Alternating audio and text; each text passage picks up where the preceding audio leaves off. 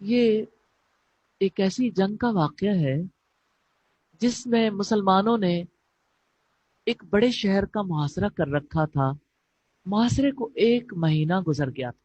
آپ جانتے ہیں جب فوج کسی شہر کا گھیراؤ کر لیتی ہے تو فوج کو پیچھے سے کھانا اور اسی طرح سے دیگر اسلحہ اور دیگر ضرورت کی چیزیں پہنچانا کتنا مشکل ہو جاتا، کیونکہ 24 آورس ڈیوٹی ہے. اندر والے حملہ کریں تو باہر والے ختم ہو سکتے ہیں، باہر والے کریں تو اندر والے ختم ہو سکتے ہیں. طویل محاصروں سے طبیعت گھبرانے لگ جاتی. صحابہ کرام نے یہ دیکھا کسی قیمت پر محاصرہ ٹوٹتا ہی نہیں. گھیرا خود ڈالا، طاقتور ہے، گھیرا ڈالا ہوا ہے، لیکن شہر فتح نہیں ہو رہا. انہوں نے کہا ہمیں غور و فکر کرنا چاہیے کہ ہم نے کون سی سنت چھوڑی ہے جس کی وجہ سے ہمیں برکت نہیں مل رہی.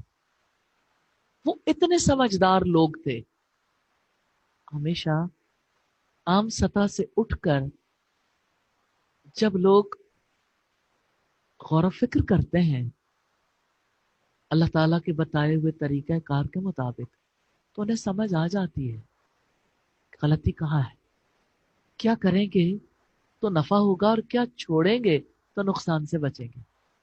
سر جوڑ کے سوچا تو انہیں سمجھ آئی کہ اس 1 مہینے میں تو ہم نے مسواک ہی نہیں کیا، مسواک جیسی سنت چھوڑ دی.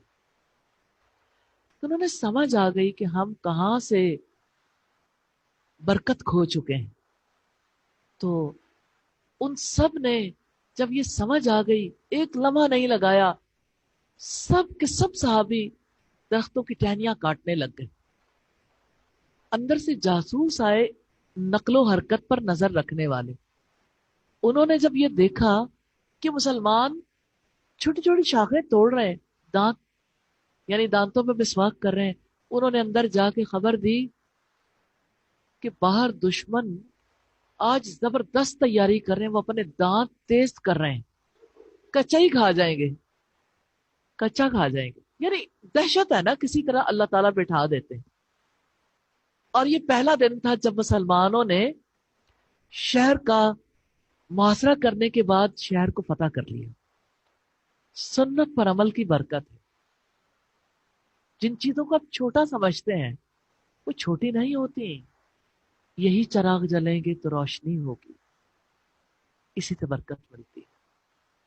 اللہ تعالی ہم سب کو توفیق عطا کرے کہ ہم ان برکتوں کو حاصل کرنے کے قابل ہو جائیں.